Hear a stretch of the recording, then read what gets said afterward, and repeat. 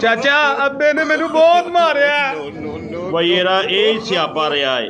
ਪਹਿਲੋਂ ਮਹੱਲੇ ਵਾਲਿਆਂ ਨਾਲ ਲੜਦਾ ਸੀ, ਹੁਣ ਬੱਚਿਆਂ ਨੂੰ ਕੁੱਟਣਾ ਸ਼ੁਰੂ ਕਰਤਾ ਸੂ। ਆ ਮੇਰੇ ਨਾਲ। ਚਾਚਾ ਮੈਂ ਨਹੀਂ ਜਾਣਾ, ਉਹਨੇ ਫੇਰ ਮਾਰਨਾ। ਓਏ ਆ ਕੁਛ ਨਹੀਂ ਹੁੰਦਾ, ਚੱਲ ਤੇ ਸਹੀ।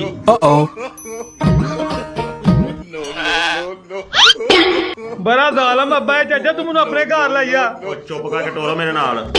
ਚਾਚਾ ਮੈਂ ਨਹੀਂ ਜਾਣਾ, ਅੱਬਾ ਬੜਾ ਗੁੱਸੇ 'ਚ। ਉਹ ਕੁਛ ਨਹੀਂ ਆਂਦਾ ਤੈਨੂੰ, ਮੈਂ ਤੇਰੇ ਨਾਲ ਆ ਟੋਰ। ਚਾਚਾ ਮੈਂ ਕਹਿੰਦਾ ਮੈਨੂੰ ਜਾਣ ਦੇ, ਮੈਂ ਬੁੱਬੀ ਘਰ ਚਲ ਜਾਵਾਂਗਾ, ਮੈਂ ਘਰ ਨਹੀਂ ਜਾਣਾ। ਹੋਇਆਗਾ ਮਾਰ ਟੋਰ, ਕੁਛ ਨਹੀਂ ਹੁੰਦਾ, ਚੱਲ ਹੋਇਆਗਾ ਤੇ ਮਾਰ। ਚਾਚਾ ਤੇਰੀ ਵਜ੍ਹਾ ਤੇ ਮੈਨੂੰ ਫੇਰ ਕੁੱਟ ਪੈ ਜਾਣੀ ਆ। ਮੈਂ ਅੰਮੀ ਕੋਲ ਜਾਣਾ, ਅੰਮੀ ਕੋਲ ਜਾਣਾ ਮੈਂ। ਜਾਏ